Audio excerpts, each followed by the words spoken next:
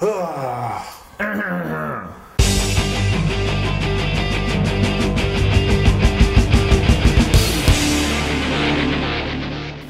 terrible at this. I can't do this. And welcome to another edition of the Prepcast, brought to you exclusively by the Morning News of Northwest Arkansas. I'm Nathan Allen, joined this week by Kurt Voigt. And Kurt, we had some exciting games last week, especially in the 7A West Conference. We're going to talk about some of those games as always and go into this week.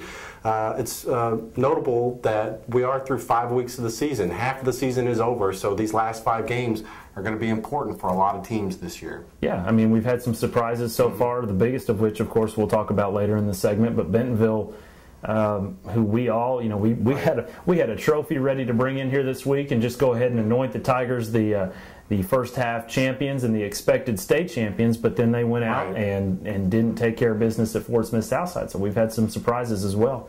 Of course, it was a tough weekend for Springdale High for a couple of different reasons. First off, they were supposed to play Fayetteville in the Battle of the Bulldogs Friday night in Fayetteville. Of course, that game was postponed to Saturday because of a freak accident. It was a bus accident that happened in Fayetteville with Springdale High. Thankfully, nobody was seriously injured, just some bumps and bruises, whatnot. But school officials decided to postpone the game because of the accident that involved Springdale's High football, their football players.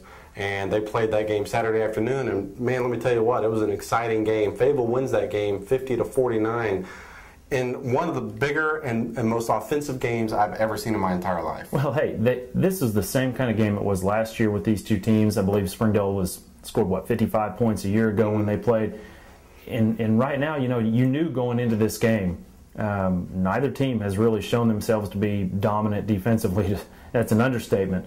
But you knew going into this game that the offenses would dominate. You also knew that whoever won this game would probably have locked up a playoff spot this early in the season. And right now, Springdale High at 0-2 in conference, even though they've played well some weeks, we've talked about it today. They've had a lot of adversity this season. It's going to be a struggle from now on. It only gets tougher from this point on. Some things to note from that game: 55 combined first downs between both teams. Brandon Allen, Fayetteville's junior quarterback, he completed 32 passes, 464 yards. He had 4 passing touchdowns, 6 touchdowns overall. And Joseph Calcagney, junior quarterback for Springdale, he completed 28 passes for 342 yards and 2 touchdowns. So I was just going to say, I think it's really worth noting in that game for Fayetteville. Fayetteville that was the 4th straight home game for Fayetteville, and in that stretch before that, they were, I believe, 0-1. They had tied 1 and lost 2, and so they really had to pull out a game because four out of their last 5 are on the road. A big benefit for them is a good sign is Demetrius Steen had 2 touchdowns and the winning 2-point conversion, which. He's a guy who last year got a lot of publicity, a lot of love, got a scholarship offer from the University of Arkansas. And let's just be honest, he came in out of shape, and it's been a struggle for him so far this season. And normally you wouldn't say that about high school kids, but he is somebody who's had a lot of the publicity and notoriety. And, Fayetteville needs him. They need him in the worst way to be that dominant number 1 threat. That Michael Heinzman has been great, but they need another offensive threat because they do not have a dominant defense. Absolutely. The other game to note from last week was Bentonville, number 1 Bentonville, going down at Fort Smith Southside. And I know Chip and I talked about this in last week's Prepcast, if that was a trap game. And of course, both of us said, no way, Bentonville wins this game, hands down. But let me tell you what, Bentonville did not have a steady game plan ready for what Southside brought. They put 8 or 9 guys in the box and just stacked it all at the line, and Bentonville wasn't ready for that. Southside's had a defense that's always been one of the tops in the 7A West Conference, and they showed that Friday night. There's just something about going down to the River Valley for a lot of our teams, whether it's the South Side or North Side. In the last few years especially, it seems that way. People, we're not exaggerating when we say that you and I had actually talked about bringing in a trophy for Bentonville. We know Springdale Harbor is, if not, they are going to be number 1 now. They're a great football team too. It's just Bentonville had looked so dominant through the first 4 weeks of the season. Their offense had to, they had shown the ability to throw the ball the week before in a dominant win at Fayetteville. You still think Bentonville's going to rebound, and somehow I still think it's going to be them and Harbor down the road, whether that's in the semis, the state championship game, wherever it is. I still think they're clearly the two best teams. But yeah, that was a complete shocker for the Tigers. Yeah, absolutely. Some other games to note from last week. Farmington beats Prairie Grove 19-18, a close one there. Prairie Grove goes for 2 at the end, does not convert.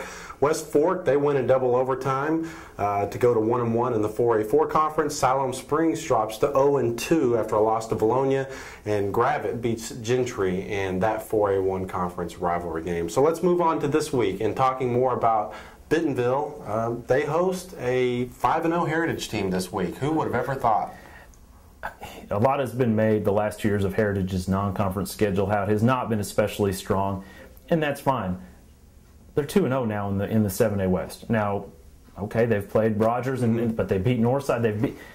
You can't dismiss anymore what Heritage has done. It's really been remarkable for a second-year program. You know, Harbor did this. In their second year, they went to the state championship game and lost to Fayetteville a couple of years ago. But, you know, Rogers is not, you know, they're not one of the perennial football powerhouses. You know, they had a heck of a team in 2006, but with the split, a lot of people expected both.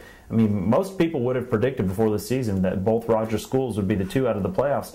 Hey, Heritage has pretty much already punched its ticket after a 2-0 start to the conference play. You know, I think this is a bad week, though, for Heritage to pick up Bentonville. That's the worst thing that could have happened for Heritage, was for Bentonville to be coming off a bad loss. You know, as much as you want to say that Heritage, you know, being 5-0, it's a great story, I think that definitely stops this week. Well, Bentonville brings the exact kind of team that Heritage is likely going to struggle with, and that is a big physical football team. Exactly. And yeah, they're going to be a mad one. I mean, I'm going to go ahead and pick this game. I'm going to pick Bentonville winning 35-10 in this game. I really don't think it'll be much of a contest. No, I saw Bentonville in person a few weeks ago when they went down and dominated a Fayetteville team that is not physical, and I think 42-10 is about in order in this one. I think that's probably about right. Of course, it's good to note that for Heritage, Reed Brown has been a very, very good quarterback for the War Eagles this year. And I know Grant Driver and Travis Entwistle, some receivers that they have. You know, you talk to other coaches in the conference like I have, and a lot of them are saying, you know what, give Heritage credit. They're 5-0 right now. They've got some playmakers. They're going to do some things in this conference that nobody expected. Coach Perry Escalante deserves a lot of credit. Yeah. I mean, when you build a program, it's like an expansion team in the pros. You're taking a program last year had all underclassmen. To go 5-0, you just can't give them enough credit right at this moment. It's not going to be as easy in the second half, though. Let's go ahead and move on to our small school game of the week, which we are going to call Huntsville playing Gravette this week, our small school game of the week. And, you know, it's a situation right now where Gravette is still undefeated in the 4A1 conference. Huntsville still struggling a bit. They've only got 1 win in the conference. Coming off a big win Friday night against Berryville, obviously, where they won 35-14. You know, hey, Gravette's another surprise team. Absolutely. I mean, you look at a team that has advanced in the playoffs the last several seasons. You know, they had a great quarterback in Ethan McKenzie for several years. They had Teddy Selby at running back, and you know, they lost those guys. And so when you lose your skill position leaders like that, you know, a lot of people kind of said, well, maybe this will be a rebuilding year for Gravette. Well, surprise. Here they are. They're 5-0. They beat a good Wellington, Kansas team. They've beat some teams, and you know they just keep churning out talent. Coach Bill Harrelson has got to get a lot of credit. And not only that, but give them credit for the adversity that they have faced this year with the death of Casey Russell, who died obviously a couple weeks ago. Very shocking. You know, he died of a staph infection. It was very tough for that team. They came back. They won that game Friday night, 2 days after Casey died, and you know, it's just been one of those things that you have to give Bill Harrelson credit for pulling that team together and keeping them together. You can't, you know, and you don't think that anyone is going to forget or recover from this quickly.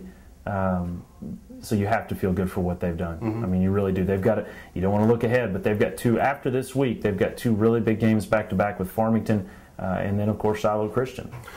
Let's go ahead and pick this game. I'm going to pick Gravette 28-14 in this game. Hey, Huntsville's done better this year, you know, than they have in previous years.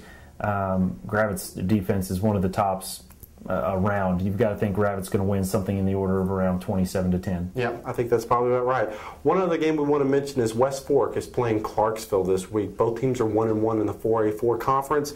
Clarksville coming off a big 34-21 win over Ozark, and of course West Fork coming off a double overtime win last week. It's going to be interesting to see how both those teams play out. Thanks for joining us this week on the Prepcast. I'm Nathan Allen with Kurt Voigt.